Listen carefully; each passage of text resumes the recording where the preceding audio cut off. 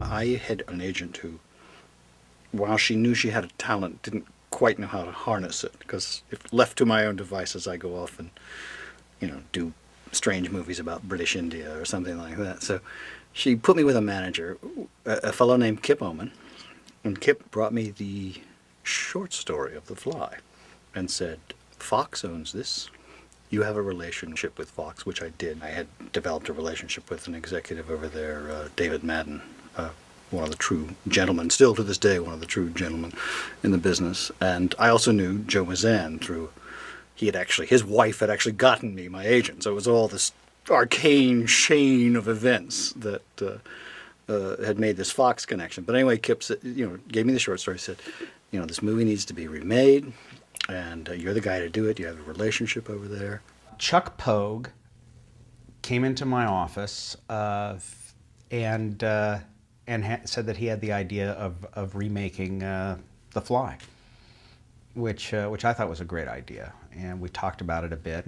I wasn't totally convinced I was the guy to do it, because science fiction really hadn't been my genre, although I kind of liked horror, and I guess this sort of crosses both worlds. But I read the story. I kind of liked the story. I thought it was an interesting story. And they showed me the film. It was the first time I'd ever seen the film.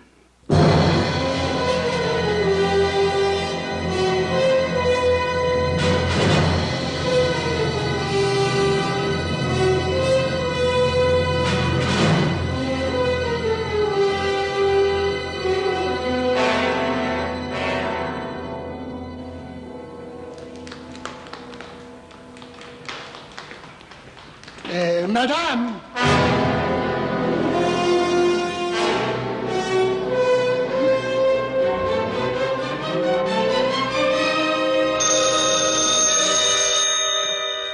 Yes? Yes, who is this? Francois. I've killed my husband, Andre Delambre, about half an hour ago in the hydraulic press shed. This head is under the piles. This is the work of a madman. Did your brother ever experiment with animals? The first live experiment was disastrous. No.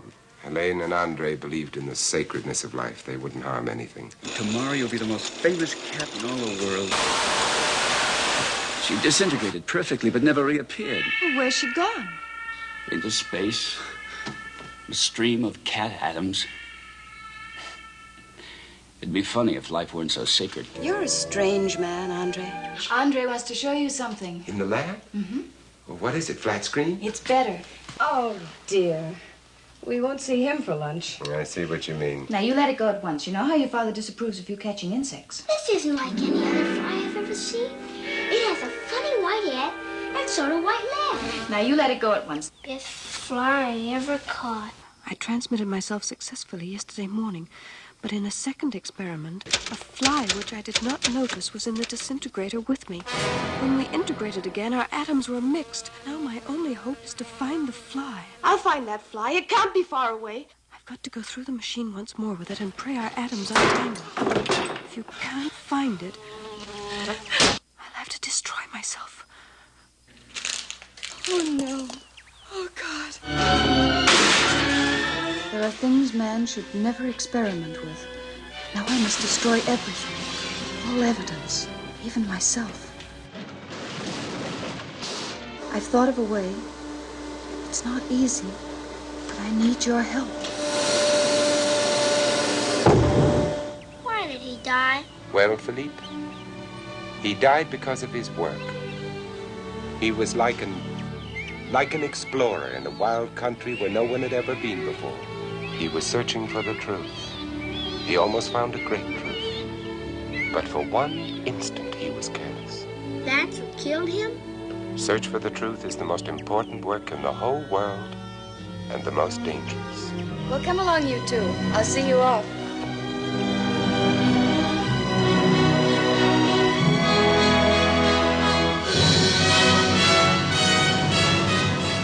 And I thought, well, it's interesting. I mean, the problem with the film immediately that I saw was that you had a guy who, once he went through the transformer and became a fly, you had a passive hero.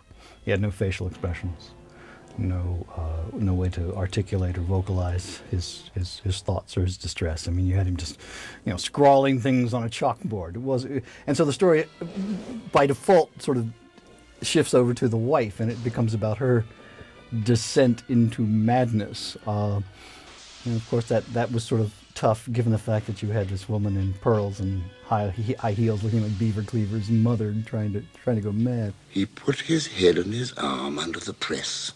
Why? I cannot answer that question. Coffee, Inspector? Mr. DeLombre, do you think she's mad? It's obvious, isn't it? They think I'm mad, don't they? When did you first see that fly, Philippe? The day Daddy went away. I had caught it, but Mummy made me let it go. And then later, she wanted me to find it again. She changed her mind. You know how women are.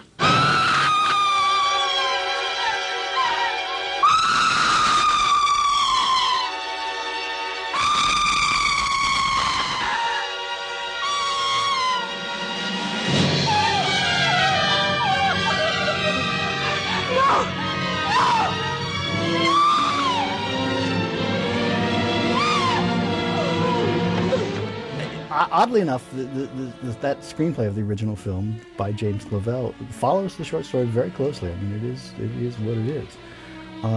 But again, you had this dicey science as well.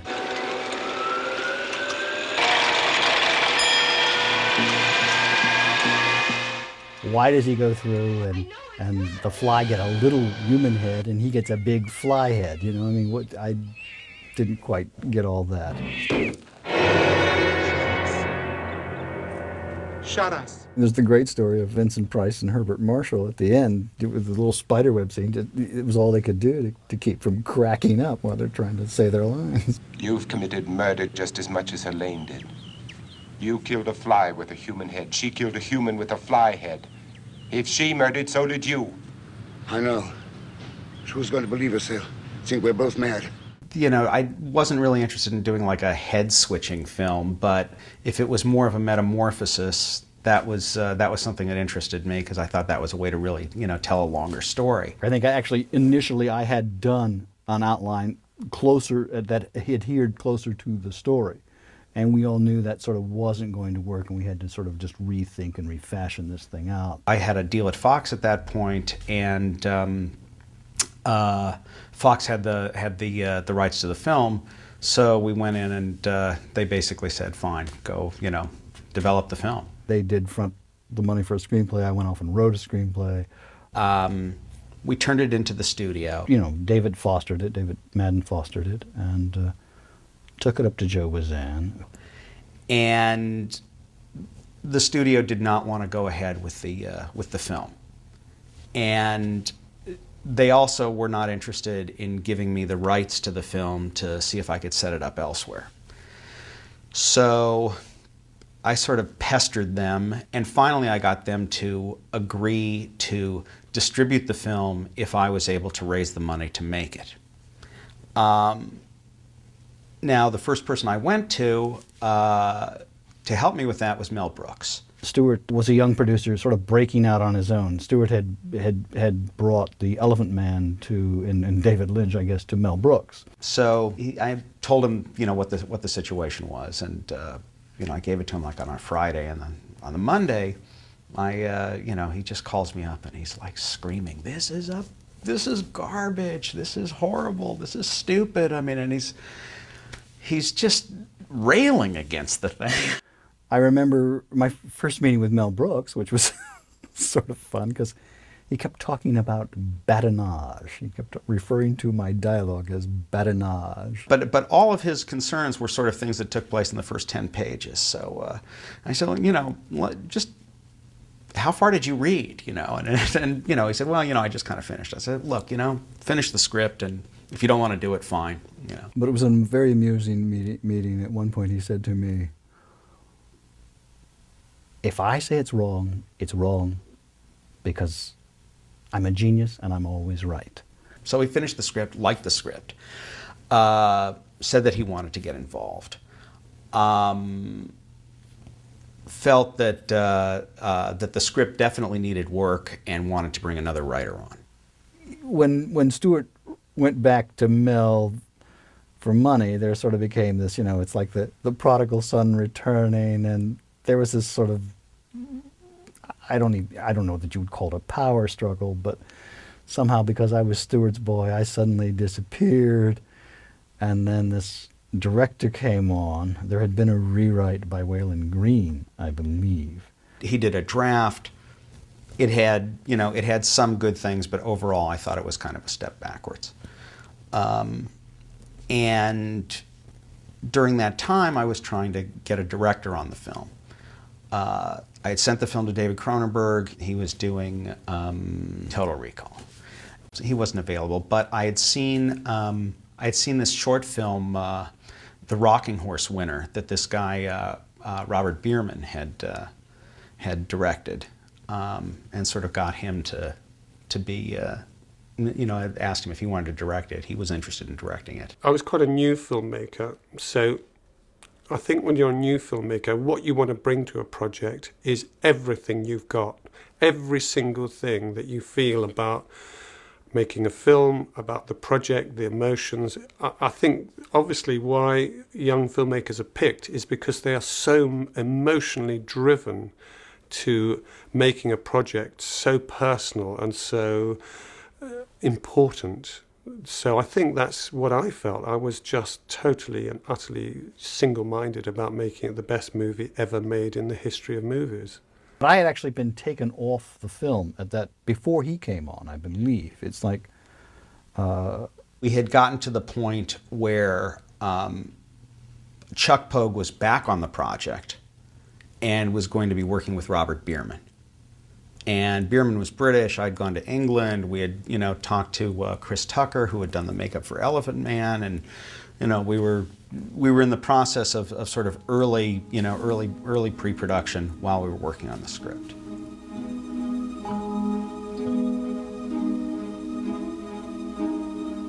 Bierman came to the U.S., had one meeting with Chuck Pogue, and everything to me was sort of, all right, great, things are like back on track. We've got the right writer and this director I'm really enthusiastic about. Well, we'd broken for Christmas and we'd come back for Christmas. Actually, the studio head had been fired. There was a new studio head. Everything had changed at Fox over the Christmas period.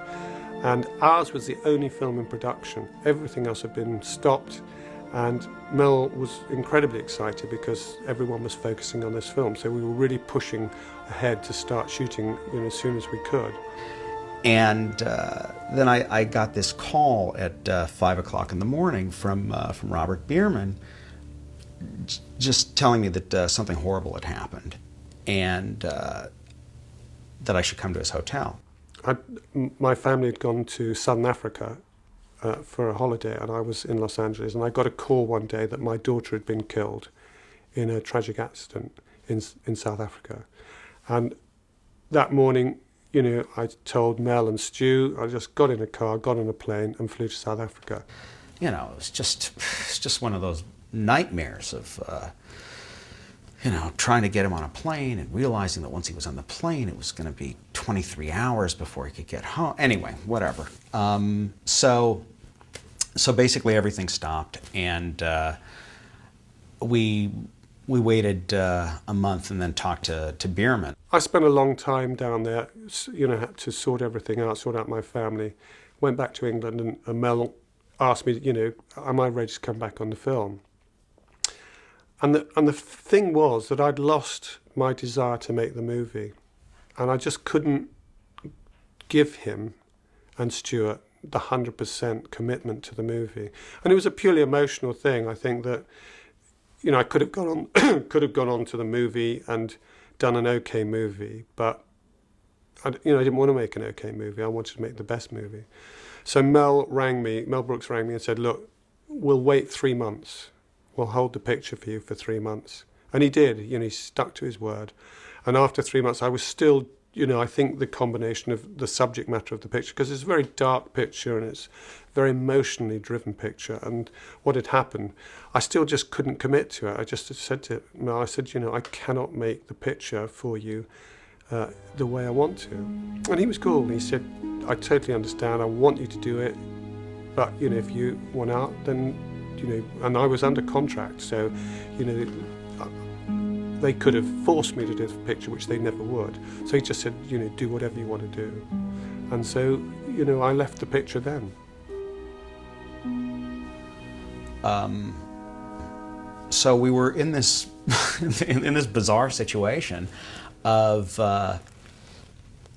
we had a flawed script, no director, a tainted kind of vibe on the movie because of this horrible tragedy, and certain business deals that had gone through because of the configuration of Brooks Films committing to get the movie, and then Fox saying they would do it. It was a horrible mess. I mean, a horrible, horrible mess. We were meant to be doing Total Recall for Dino De Laurentiis, and at that time, my daughter was, I think, supposed to be starting in a school in junior kindergarten, and we didn't put her in because we thought we were going to be in Rome for 8 months. David went to Los Angeles to have a final meeting with Dino about Total Recall. Decided that he and Dino were trying to make a completely different picture, and he withdrew from the project. Scott Rudin was an executive at Fox, and he said, what about Cronenberg? And I said, you know, Cronenberg was like my first choice, but he's not available. He's doing Total Recall. And Scott said, I think that's falling apart.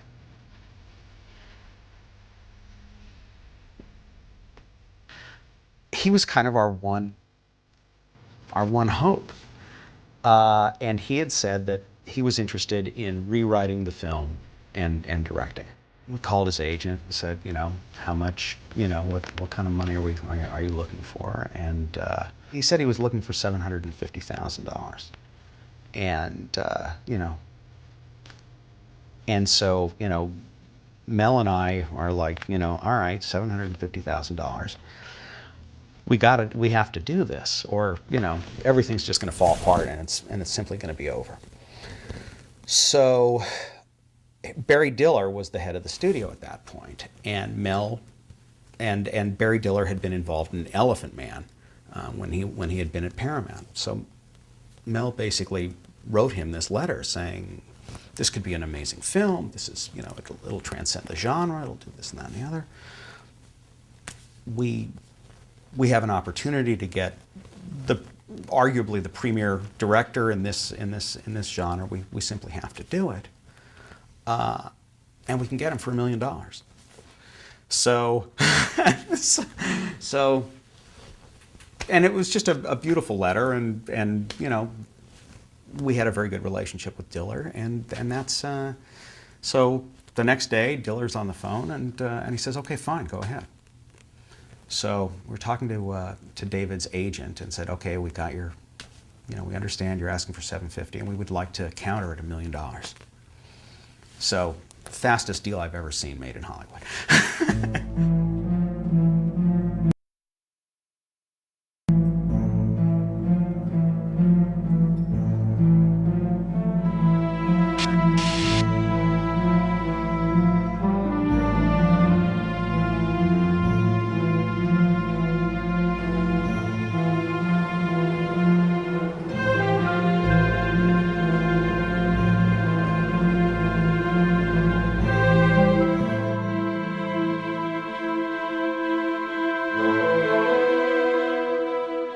Cronenberg really liked to work with his own crew, so I went up to Canada. David Cronenberg is a very loyal person, and his crew is kind of in place at all times. Used the same production designer, sound mixer, editor, and in my case, a cameraman on every film. So we would kind of expect to get a call once a year, and David would start up a project. I've been working with David since the late, I hate to say this, 1970s. And we got together through Peter O'Brien, who was the producer on a picture he was doing in Alberta called Fast Company. I've worked with David for many years, 25 perhaps.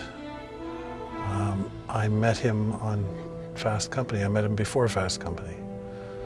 I was doing a picture for a producer named Peter O'Brien. It went through a process of the same producer, but now we have another cameraman that David's used before. And the last minute, literally the Thursday before the Monday, this guy quit. And the script went around and people didn't want to leave town. I said, sure, I'll go anywhere to work with David Cronenberg. He said, I'll give you, I'll try to get you picture cutting on this movie we're doing with Cronenberg, if he agrees. So months went by, and finally he called me and said, David's in casting, you should come down. Peter called me, and I just finished one film the day before, and said, could I get on a plane and be in Edmonton that day and to work with David Cronenberg. And I had heard about David, had not seen his films, but had heard really good things about him. And I thought, why not? And I got there, and he said, he's casting, come back in an hour. So I went downtown, saw a movie, got very nervous. Finally got to meet David, who I had admired, whose work I had admired. And we spent an hour or two talking about motorcycles, cars, car racing, motorcycle racing, everything but the movie. And at the end he said, if you want to cut the movie, that's fine. So I did. So I ended up there on, I think it was Saturday, having read the script on the plane. We prepped this thing Saturday night, all day Sunday, start shooting Monday. By the end of the first week of shooting, David was, oh, you seem to know my style. I mean, we're, really clicking here as well. I've been studying a lot of your films ever since I was able to, ever since he's been making them. So that's where we began, on a non-Cronin film. But later, that was 1978, later that year we did a film called The Brood with Oliver Reed. And then in chronological order, we went, I think we did Scanners and Videodrome, The Dead Zone, and The Fly. That was the last film I did with David. I'm not sure why David and I stay together. I've stayed together so long. I don't know, maybe it's a mutual respect, or at least I like to think that it's a mutual respect. We feel like family. I feel like his sort of unofficial other sister. And we worked, I guess his whole crew feels like family, and it's a very nice, calm, peaceful working relationship, and I think it's something that we all like to kind of keep together. It's sort of a calm after like the storm of other movies. I'd worked with him before on Scanners way back when, and was a fan of his all along, so yeah, very familiar with him. And it was interesting because the producer contacted me first, Stuart Kornfeld, and he said, I'm Stuart Kornfeld over at Fox, we're at Brooks Films, and we're planning a remake of The Fly. Now at this point I was like, remakes kind of, I'm not too hot on them unless they can really bring something new, and so I told him, I said, I'm just not really into remakes. And he said, I know, I understand, just read the script. I said, fine, I'll read the script. I read the script, and that was it. Once we got the go from the studio, we budgeted the film. The studio said that they wanted to make it. We started, we got the commitments from the crew. We had to cast the lead.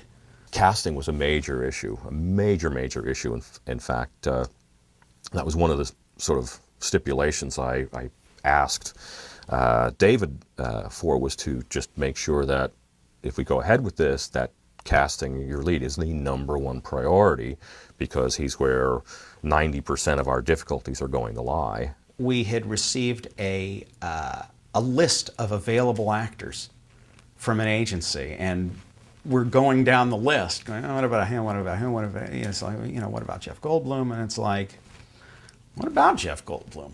That would be weird. David's he's wonderful. He's just wonderful, because he says he'll look for what he wants in something, but then he'll say, I know you have needs too. What should I be looking for that'll help you? And so he said, okay, get somebody with no ears and no bridge of the nose, because that way we have a lot more control with the makeup. So, and he actually called to say, look, Chris, I'm thinking of Jeff Goldblum, and I know he's just exactly what you don't want for makeup purposes. And both Stefan and I said, yeah, he's not what we want for makeup purposes, but we were big fans of Jeff, so we just said, we'll make it work, whatever. You've seen the original movie, You know, I grew up, but when I grew up, my sister and I would go to the Leona Theater, this beautiful theater that's now torn down in Pittsburgh, in the suburb of Pittsburgh, where we're from, and see a lot of those Roger Corman, Vincent Price movies. So I like Vincent Price a lot. I don't think we saw The Fly, because that was a little before that. So at the point, I don't know when it was that I saw The Fly, it was, you know, it was great. You know, I loved that. So, you know, we sent him the script. He really liked it. And then we went in to tell the studio that we wanted to, you know, to do it with Jeff. And Larry Gordon was head of the studio at that point. You know, Larry Gordon deserves such incredibly high marks for this. He said, you know, I think it's a horrible mistake. It's absolutely a horrible mistake. But it's your mistake to make. And if you want to go down that road and you want to commit to that actor, then go ahead, do it. Which, you know, is especially in the context of where movies have gone. You know, the head of a studio basically backing the filmmakers on a major casting choice that they fundamentally disagree with is a very, you know, kind of brave, you know, sort of menschy thing to do. Mr. Borens, it's Renee. Oh, thank you. Hello. Political implications? Of course there are political implications. That's why we wanted him there. It still doesn't mean I have to pick up his expenses for a 2-week stopover in Sri Lanka. No, he doesn't have to wait. That is my final word. Yes. Sure. Yeah, and Renee, something else. Get me everything you've got on Seth Brundle. Yeah, he's with Bartok. Yeah, their stable of geniuses. He was part of their dog and pony show yesterday. Yeah. And I mean everything, including personal. Dig deep, darling. Thanks. Just an audition in New York. I was doing a play. I went over to the hotel where David was reading people. I sat and read with him. I had a horrible headache that day. I was just pinched and feeling terrifically uncomfortable. And the first day that we were shooting the scene in my office early on, where Geena comes in to talk to me about the article she wants to write. David said to me, "Can you have the same headache you had that day?"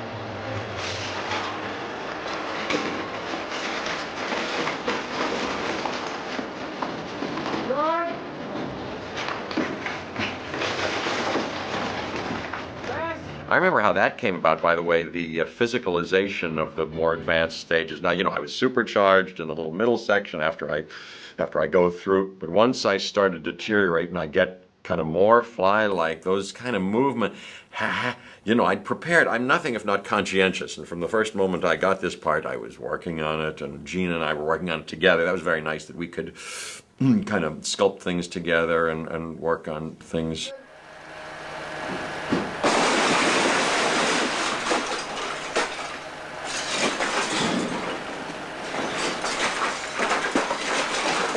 And there was one costume and film test where I put on the whole thing, advanced thing, once, and took some, you know, test shots.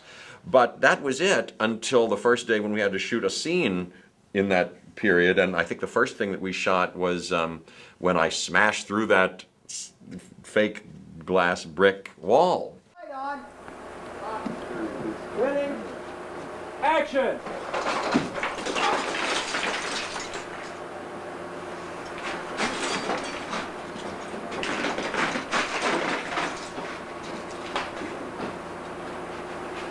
John. You know, I thought, what am I going to do? I hadn't really practiced. So I remember that day, as I got it on, I looked in the mirror and I thought, oh, it's fly, you know, that fly, I saw him scamper around. I started to do that kind of stuff, you know, like a chicken kind of, you know, that kind of stuff, and incorporated a little of that with that kind of, I thought I was probably in physical pain in some way. I'm sure I'd gotten a little more specific around then what hurts and why does it hurt, and things are kind of emerging and trying to break through, and my two different genetic selves are struggling with each other, and it's probably painful, physically painful. That's not to mention that I'm emotionally frustrated and in suffering, you know, so I kind of found that finally. After working hard, it sort of fertilized the ground where I finally could make those discoveries when we did it. And it worked out okay. I like what we came up with. Rotated off of that point with the window there.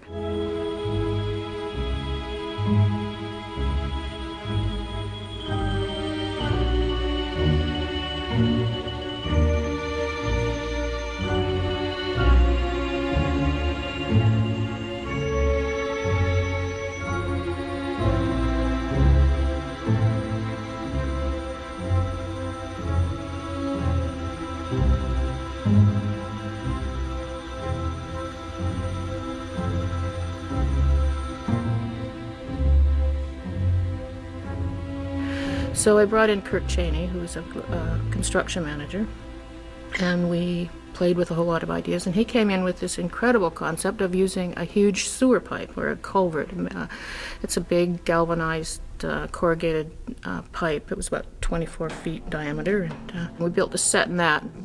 So the part of the set that was on camera went in there, and the lights themselves had to be connected to that set so they would rotate with it. Not only that, everything, every set piece, every bit of cellophane from all the junk food he ate, everything as it turned sideways and upside down couldn't move because that would give it all away. So he put that on wheels, which fit right into the corrugations of the pipe, put big bands around it and a motor, and pulled it, turned it in a circle. All right, ready? Ready? Okay, turning. Go ahead.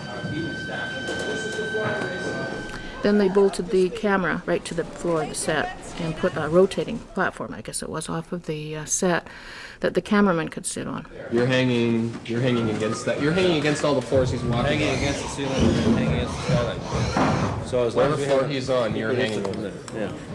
But you should be okay because I think you'll be actually out. The camera position for these shots is to be part of the room, and then the camera goes upside down. So we had kind of a Ferris wheel kind of carriage allowing the operator to tilt and pan, and as you went up sideways, the pan became the tilt.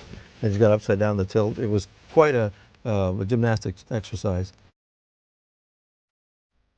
So we rode the room quite a lot, and Jeff had the easiest part, just like Fred Astaire dancing, and you basically stay in one spot, and the room goes around you. You just have to make it look real.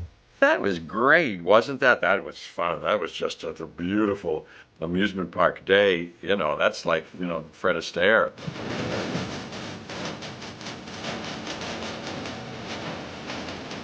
That was just fun. I think I went the day before or at some point when they were building it. And I happily practiced it, I think several times. You know, let me see at what point do I do this, and David's looking, and kind of worked it out and choreographed it a little bit.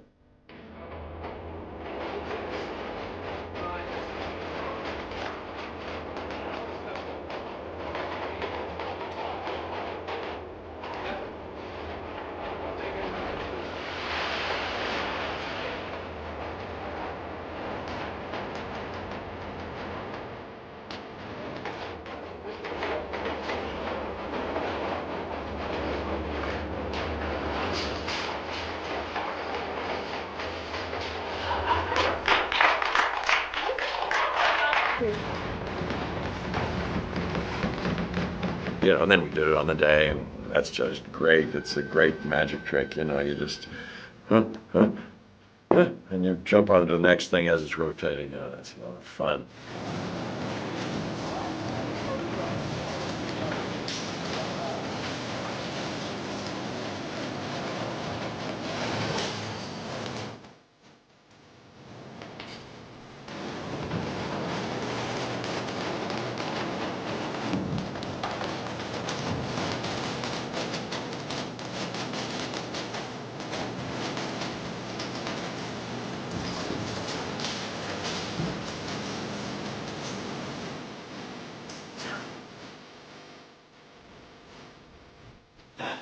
I think in working with David since 1970, I probably worked exactly the same on every movie with him. We start the same way.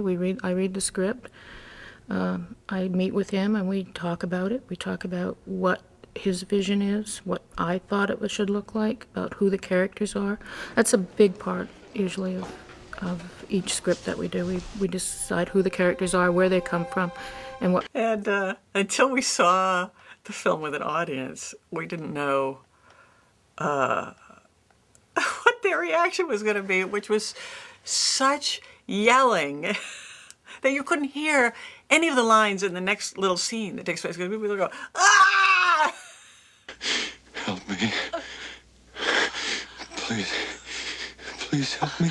Because I chose to hug. I didn't even think about this as it happened, but I chose to hug him on the missing ear side that was all like ooze pouring out. So David had said all along, you know, we don't want to cross the line where people accidentally laugh at something we don't mean to be funny. You want to push it as far as you can toward that, you know, sort of operatic quality, but not cross the line. So I think we did in that case. Looks good. Okay, now back into and the tongue goes way back into his mouth. Your head down. Okay, now the shoe twist it back towards the mouth. And now the tongue comes out. Mmm, yummy. Where Brundlefly melts Stathis's ankle was another fake head. That had a really unique mechanism for pulling jaw wide open and twisting it around to get this strange fly tongue to come out, which we shot in incredible detail. Okay, let's cut. And there are like microscopic shots of goo dripping off the end of the tongue and stuff. Should be throbbing and pulsing. And now it goes into the shoe. The shoe should be a little bit lower. Shoe is lower. Okay, and extend to reach the shoe. Come on, tongue. Come on, tongue. Good. Let's Yeah, go. but wet, that looks great, huh? Make sure you don't get your head in, Jim. Yeah, watch your head, Jim. Keep it back. We got 200 feet. Ready? Come on. Action. Okay. And over to the foot. Over the jaw. Tongue. Down in there. Yeah. We want an excited, happy tongue. And let's see it pulse in and out. And let's see the tip pulse. Fast. Yeah. Real fast. Okay. Oh, he likes this. Okay, back down in. Back in there. That got a lot of coverage.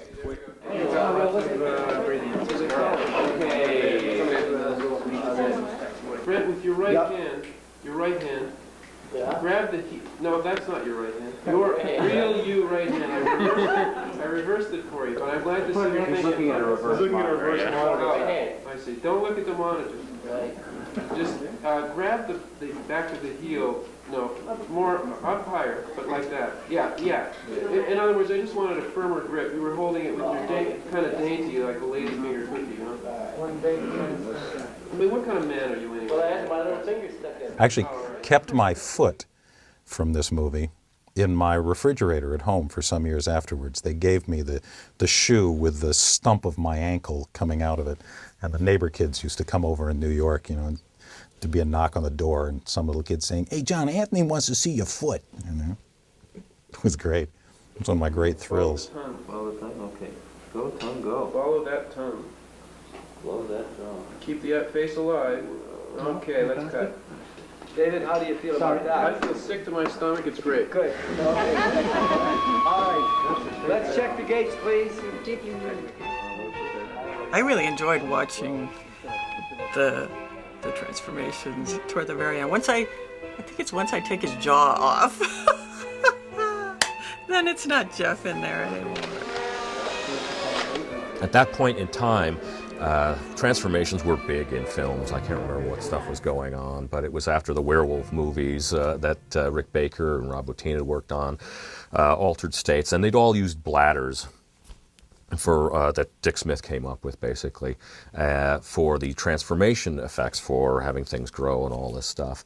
And I brought this point up to David early on, going, we got a transformation movie here. I really like to avoid that technique because it's just been seen too much. I mean, it had been talked about, written up, Good Morning America had it on, It's like, okay, the housewives know about the technique. We got to do something else. That was grueling. I think those last few minutes from when his jaw comes off till the end took like a couple of weeks to shoot, especially when you have an animatronic thing. It takes a long time to set everything up. Strong arm. Rip that the sucker. opposite way. It's gotta go up more, I think. Keep your head back, Gina. More straight arm, stiffer elbow. Gina, I told you to work out, goddammit. Okay, rip that sucker off. Get mad. Pull. Come on, keep going. Cut.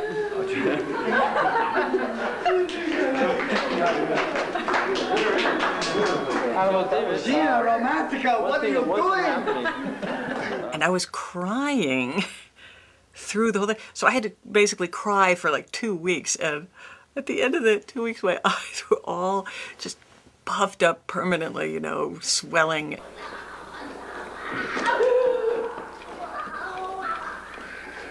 Say something. Still on camera, Gina. Cut.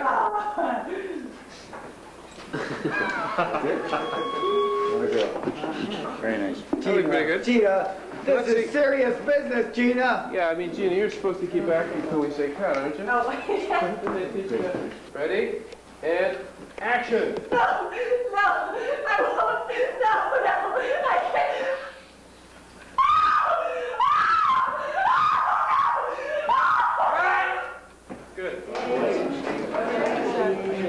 So what we had to do for the transformation was have something that would happen in a revealing way rather than a distorting way and a forming way.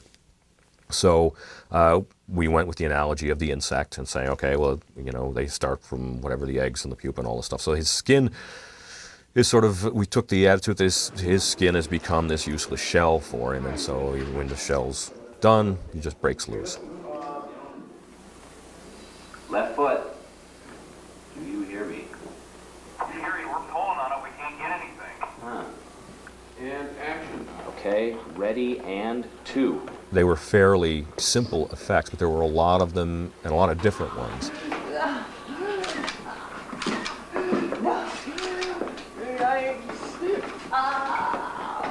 Cut.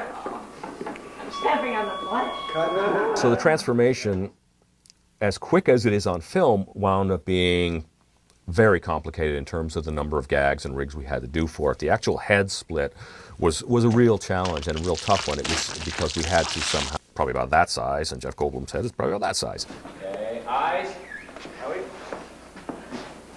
3, 2, 1. Oh, I really like that. That was good. Ooh, let's cut.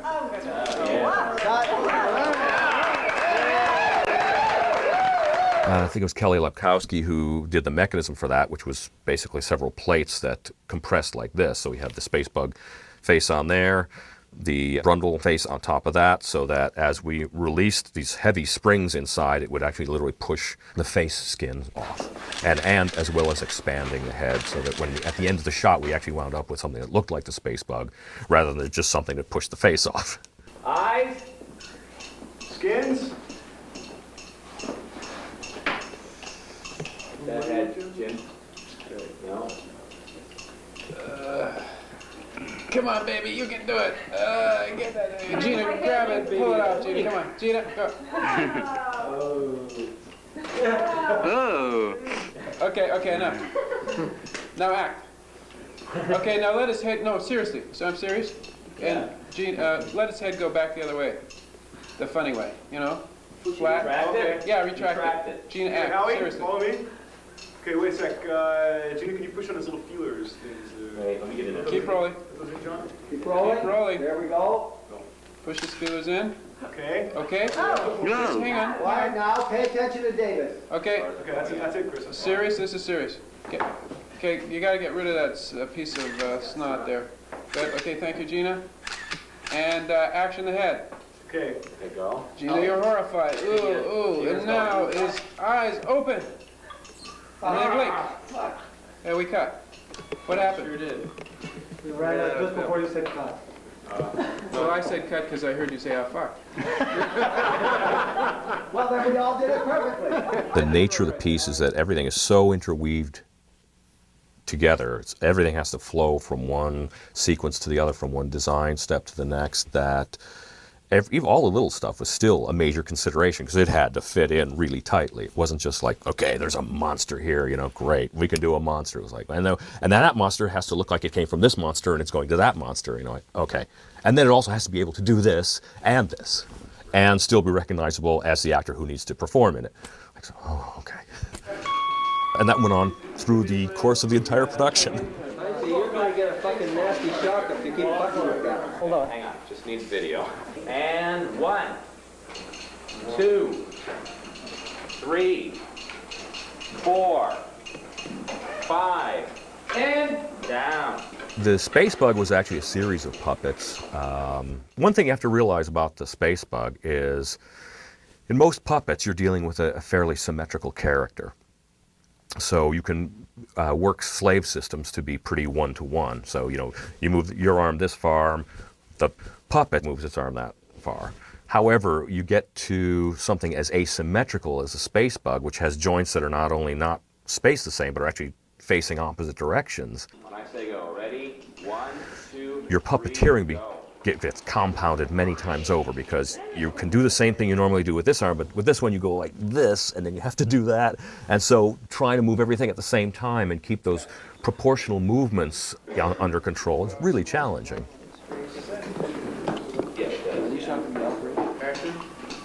Okay, ready, and guy reach. Okay, pull the arm back. And turn.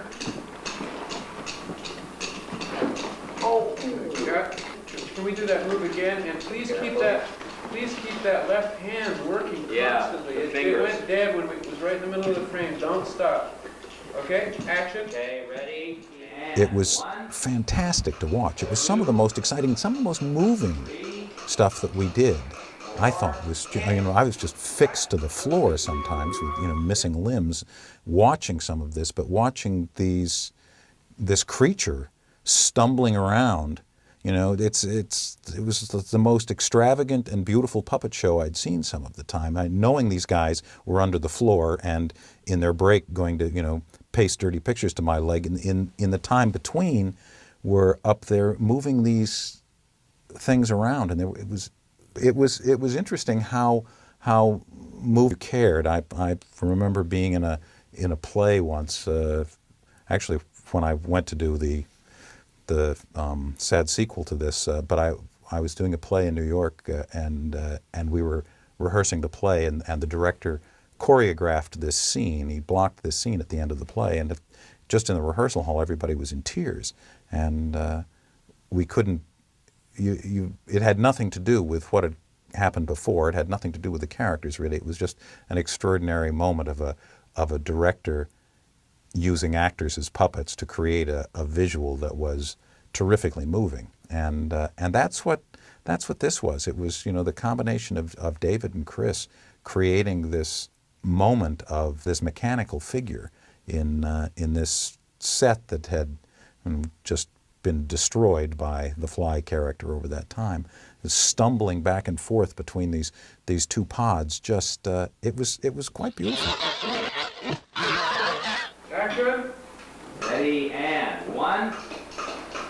2, 3, 4, and... So whenever you see the full, complete figure sort of freestanding, it's what we call the lumberjack rig, which was a sort of a seesaw, a little dolly with a post in the center and a big long beam with lots of cables going to a puppet at one end and a big guy, John Berg, strapped to the other end and pushing it along with a bunch of other people with hand controllers going like this to make things work.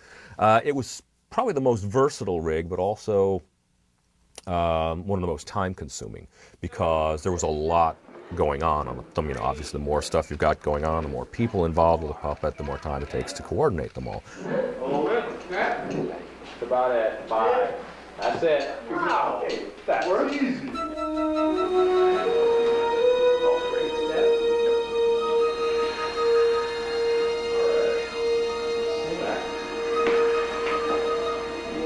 I think he's taking too long of a step.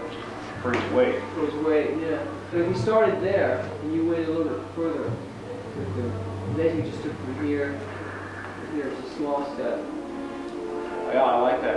The chain and everything seems to be okay. And if anybody's got any ideas too, please feel free to bring them. I think it runs better wider than get the arms. Yeah, me too.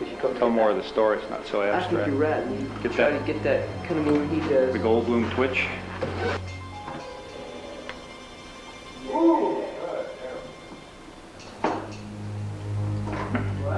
The split in the door was bisecting his face. Getting a little distortion? Yeah. Yeah.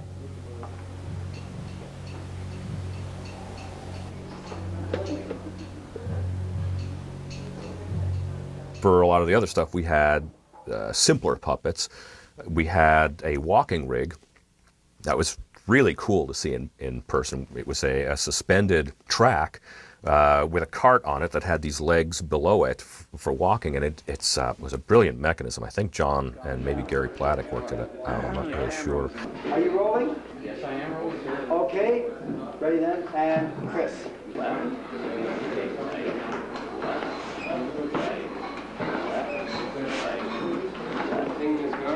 And it was a rowing sort of control on it. Ready? Hold it, hold it. Oh, that's it. Oh my goodness. Okay, turn over. This guy will never be the puncher. And right leg. John. Right leg. Left leg. No, cut.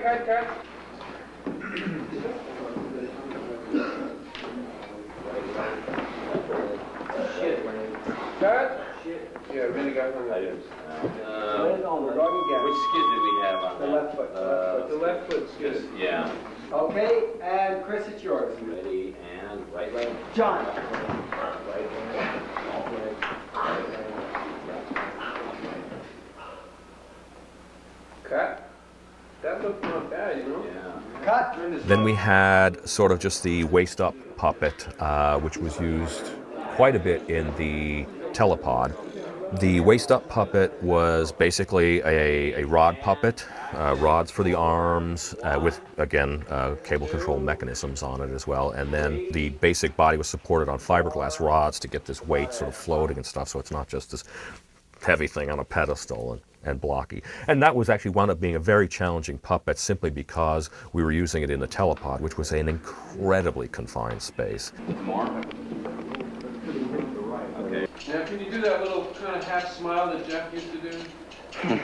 Okay, cut. Cut.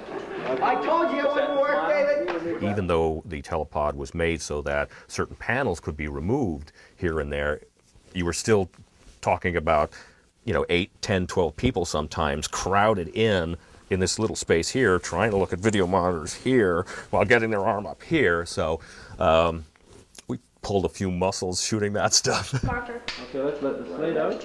You got those permissions, Jim? Yes, I think I do. Okay. Okay, ready? Ready. Action. Okay, and 1, 2, 3. Again. 1, 2, 3. Well, let's come on. Let's cut. Okay, action, Bug. Ready? 1, 2, 3. Again. 1, 2, 3. One more time. 1, 2, 3, hit.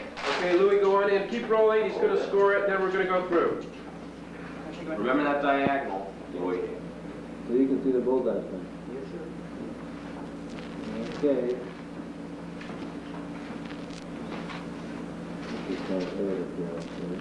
Ready. Okay, action. Ready, and 1, 2, 3, hit. Look good to me. Cut. Great, guys. Thank you. Next shot. Here we go. Yay, Now turn on your light. Thank you. And turn over camera. Rolling. Speed. Ready. Okay, Janico light, action. Okay, action.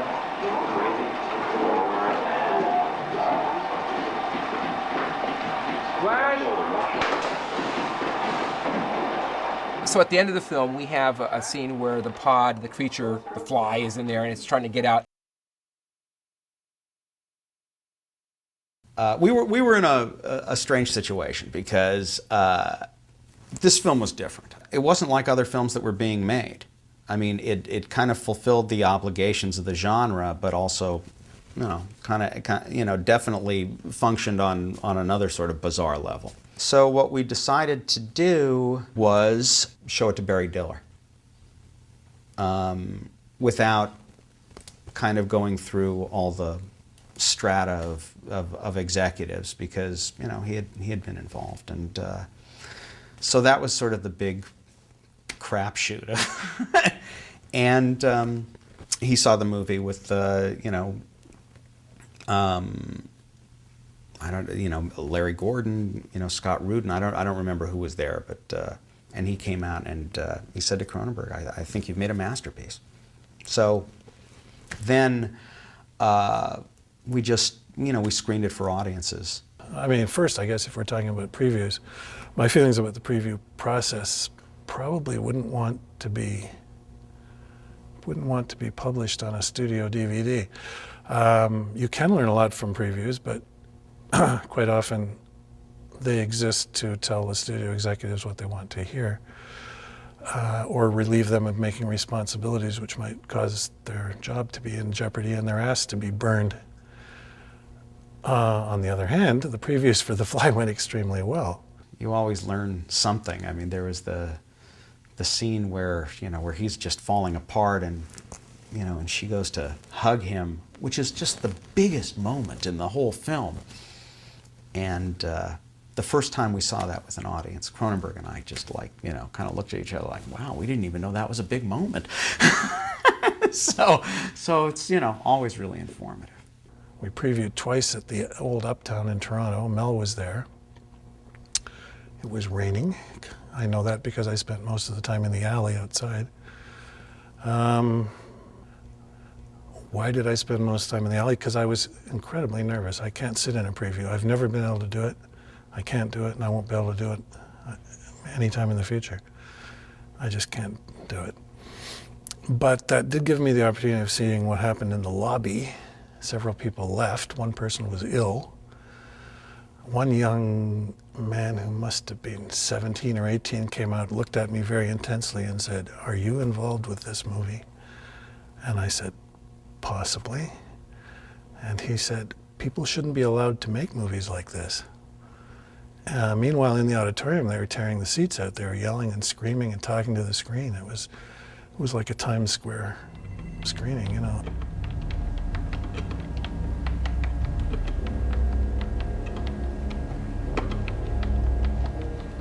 We had one reel that really kind of sailed over the top.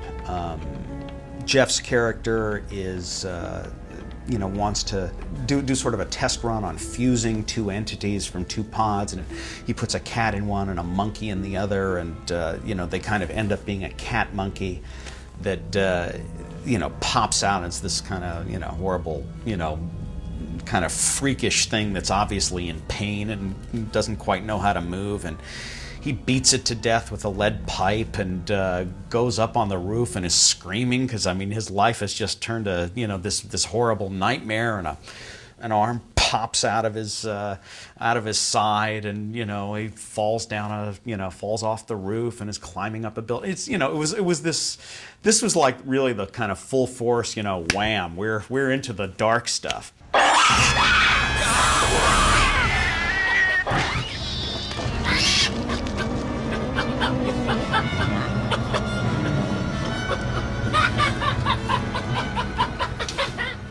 Go crazy.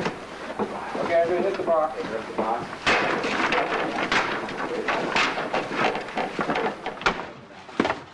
Yeah, let's have some blood, guys.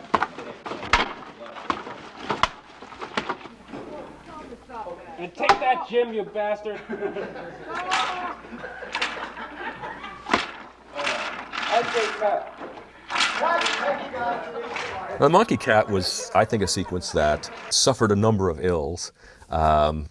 For me, as the effects guy, unfortunately, we wound up shooting it very quickly at the end of the day when everybody was really tired, and none of the setups were what I wanted. I was like kind of grumbling through the entire shoot, going, "We should be saving this for another day," but couldn't do that. And it was another pity of it that I really look back on. I know Stefan does as well. It was with the makeup. That's the scene where we did one version of makeup that's not seen in the film at all now, and it was actually both our favorites. 413, take 2, pick up.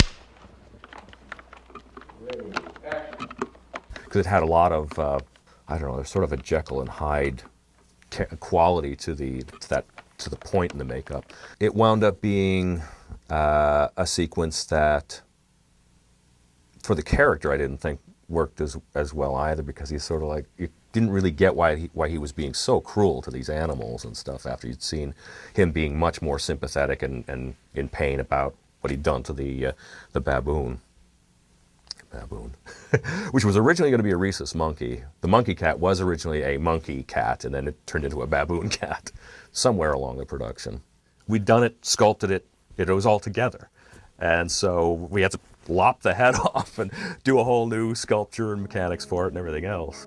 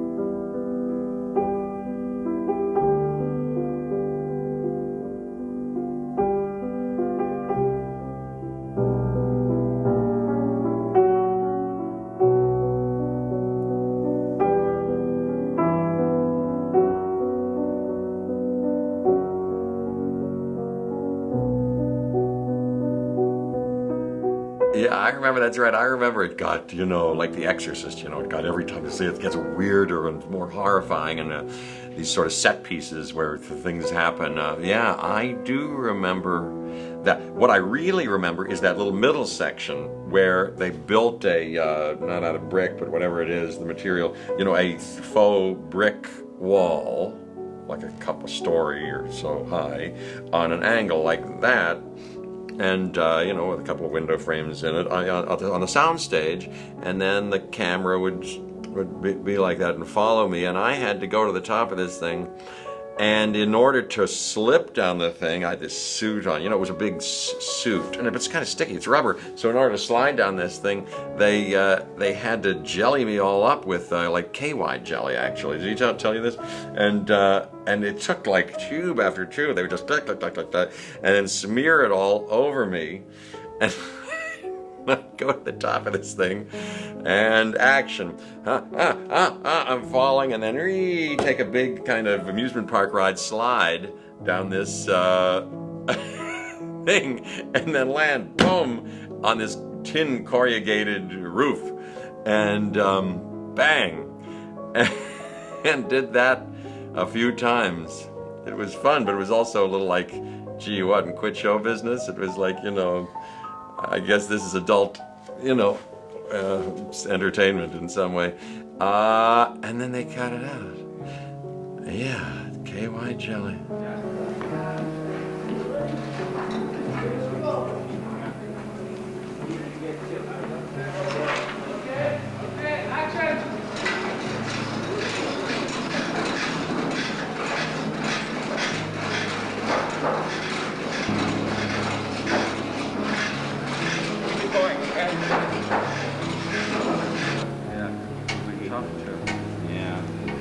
Slide down fast. They got it.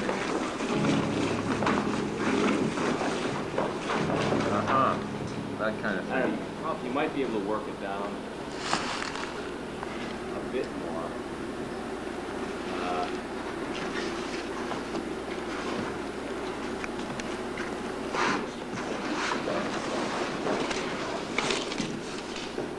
Stay on the ball with your feet. Use your hands. Switch your knees out to the side.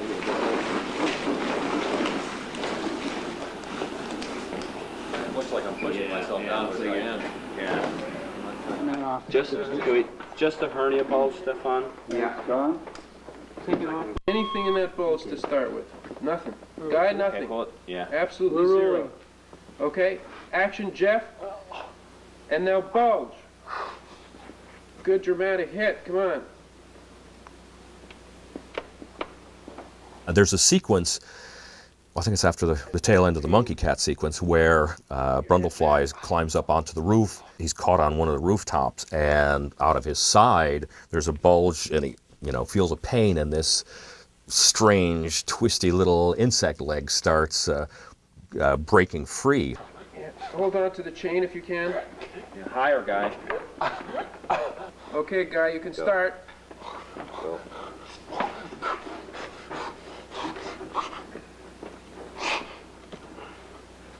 Bring your hand up, your right hand, but keep it tight to your body. Yeah.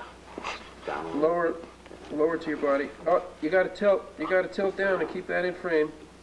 You must keep that in frame. Lift it higher. Lift it higher. Keep it in frame. Lift it all the way up. You've got to go with it, but it's got to come up because we're going to see a lot of stuff we don't want to see. That's it. Now tilt up with it. Just gently ease it up. Thank you. Can you lift your hand higher even? Okay, now your right hand can come around and feel the base of it, but not over that part of your body, over your belly. That's it. Keep it tight to your body. Come close to it. Okay, cut. And he's just so horrified at it, he actually gnaws this appendage off. Okay, now you get down to bite it.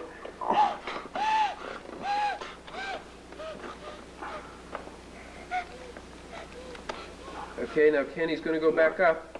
We've got more to bite up. Okay, he's going to bite more, sorry. Bite. Bit his teeth out. Okay, keep going. Yeah, that's enough. Yeah.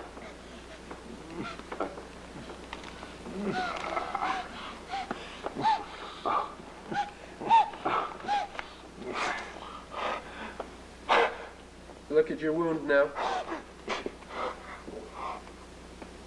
Are we up on the wound or the... Yeah, no, on his face. Now tilt up with his face, please. Tilt up higher, please. Okay, Jeff, you can tilt your head back in anguish. Way back, way back. And now roll over. Huh? Cut. I said roll over.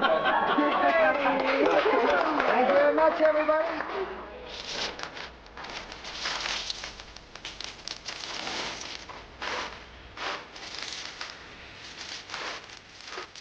Quite graphic and quite strong, but I thought it had a real great bizarre quality to what was going on with the character.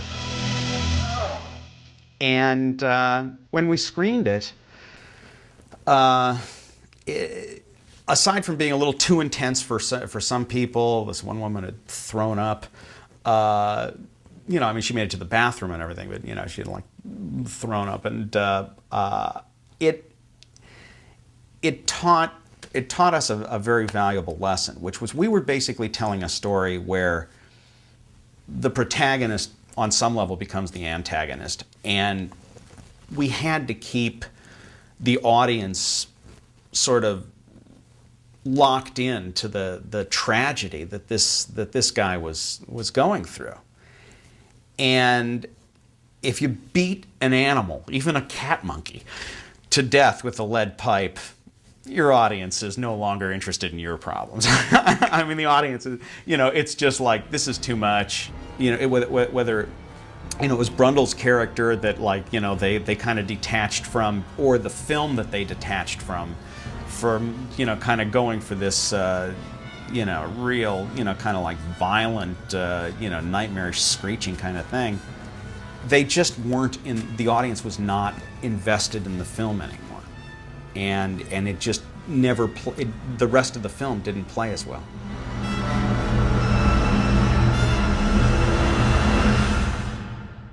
It was just obvious that the film was a better film for an audience without that stuff. Hold it forward. We'll be tail slanted. Oh, Rolling. Rolling. Tail split. Speed. Ready. You know what I didn't like at the time, now that I remember it? It probably could be fine now, I'm not as involved, but I was emotionally involved. And at one point I strongly lobbied with David. I said, don't let her wind up with status. I don't want to see her after my death.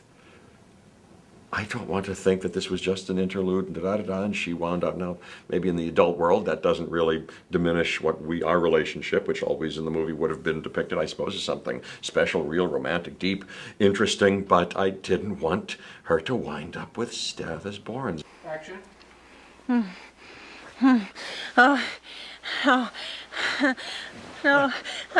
It's okay. I'm here. Everything's okay. God. It was that dream again. I was having sex with baby.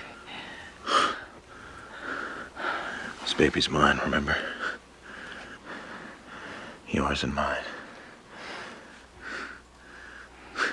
The worst thing that could possibly happen is it'll look more like me than you. Yeah. I'm okay now. I remember. I remember strongly feeling like that should not be the ending. I think I was very, very sure that it should end the way that it does now end. I remember all during it I was, and you're what? Really? You're including it? Don't even, why would you test that? No, don't. Well, you tested it last night? How did, oh, good, right, of course they didn't want to, da-da-da, and I had I rehearsed my whole speech, why it was wrong, and da-da-da. I was very involved. Camera 199, slate 453, take 2. That's all right. Ready.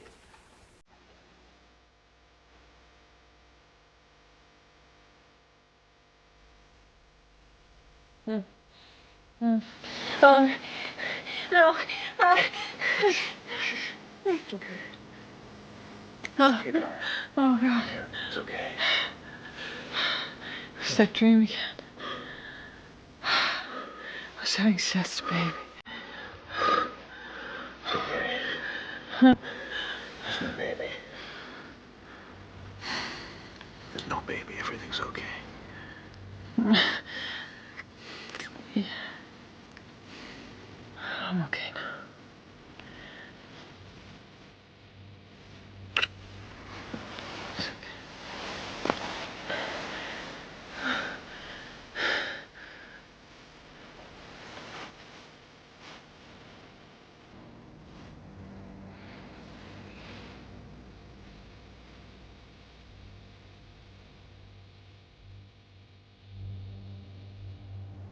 That sequence was handled by John Berg, doing the stop motion for it. And I think there was a pretty strong awareness that it was a big maybe.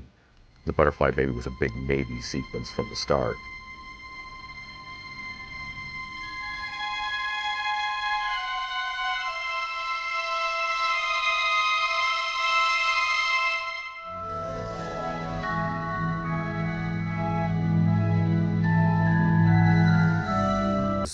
Stop motion is stop motion, and it just didn't fit with the reality of the rest of the movie.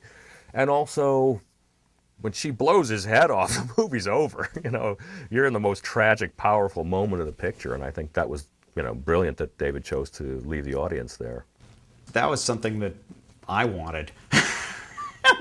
You know, that was something I wanted. I thought it would be a, you know, an interesting way to end it. You know, instead of showing the dark side of, you know, the fly with a, you know, the kind of mutant fly mixture, it was this sort of beautiful little fairy-like cherub that was just sort of, you know, came out of this larva and flew away in a very kind of lyrical way. I think I thought it would be an interesting way to end the movie. Cronenberg didn't like it. I got to say, I don't think anybody liked it. I thought, and on seeing the execution, I thought it was interesting, but you know, I was totally fine with deferring to everybody else. But there's stuff in films you just have to try, because who knows? It could have been a really memorable moment. You just never know till you push things to that level. And I think we even shot a version where I wake up from a nightmare alone in a bed.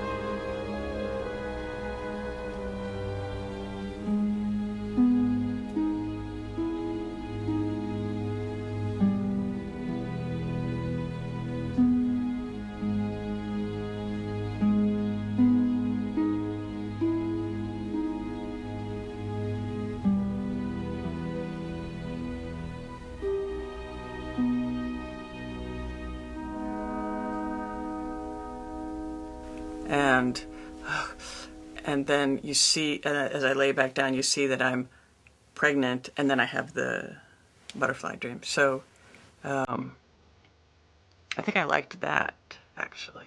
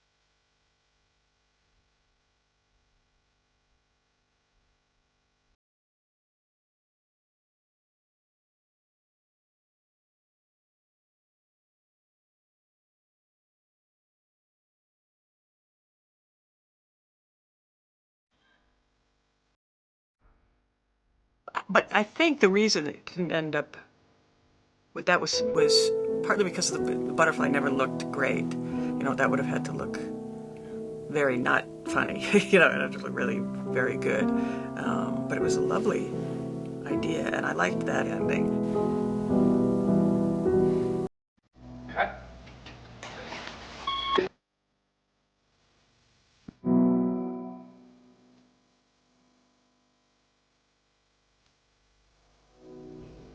Post-production did, in fact, differ considerably on The Fly from other films I'd done with David, and it wasn't because it was, well, perhaps it was, yeah, I guess it was, because it was a major studio picture.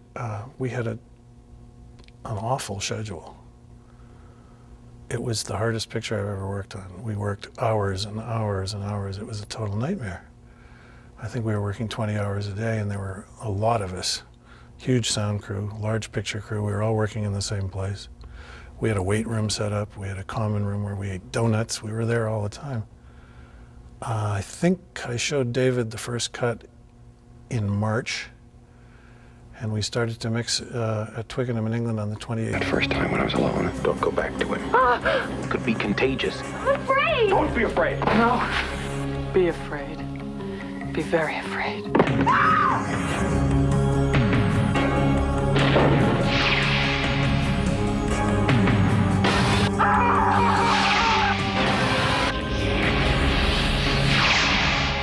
Help me.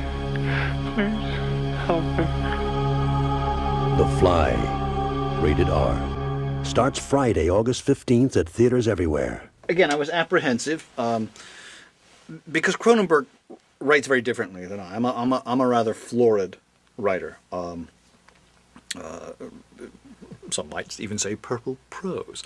But I believe, you're writing for people who can't necessarily visualize, so you have to really paint the pictures for them. So it's very florid. Cronenberg's script is very lean and terse because he's got it all up in his head and he knows, I guess, what he's shooting. And so some of the resonance there, I think when I first read his script, and of course there was also that sort of, I'm being thrown off this movie, and so you have that sort of feeling. But when I saw the film and I saw how it had come around, I said, well, this is brilliant, and I'm delighted to have my name on it. Yeah, I've seen it several times since, and I think it plays very well, and it's very, strangely enough, very sweet, sad love story. It's just that one of the people in the love story is wearing a fly suit. The first screening that I saw of The Fly, when it was just before it was released, I was totally shocked because I didn't realize that we were working on a love story. I thought we were working on a horror movie, and it was really a love story, and it was quite nice. I liked that. I found it difficult to watch a bit first. I find his movies difficult to watch sometimes. I mean, there's a kind of real emotional discomfort, that I see in the characters sometimes. And I'm not a great watcher of horror movies anyway. And I find these more horrific for the reality of the relationships a lot of the time. I remember when the movie first came out, because I like to do this, but it was particularly fun with this. And I think with Geena, we found ourselves doing publicity in New York and went to Times Square. And on the first weekend, and it was, a hit. It was, there was full theater and a very enthusiastic audience, and we stood in the back. Geez, that was fun. It's really fun to see movies with an audience, especially if they're going to have audible reactions, and it was just so much fun. We walked in. After it started, we went in and stood in the back, and everyone, no, don't go in there. It was just great. It was really fun. People like that movie. I've never seen the film. Obviously, deep down inside, the memory is obviously triggered by something of such a great tragic loss that I imagine by seeing the film that will just, replay the memory for me. I also don't think I want to see the film because I had such a picture of what it was from our script that I know that I'll be disappointed, and I'm sure David's made a fantastic movie, which obviously this DVD is, so watch the movie, it's great. But I'm sure the things we had planned were quite different, and I suppose what I want to do is keep that vision in my mind. I've got that movie, it's playing in my mind, I can see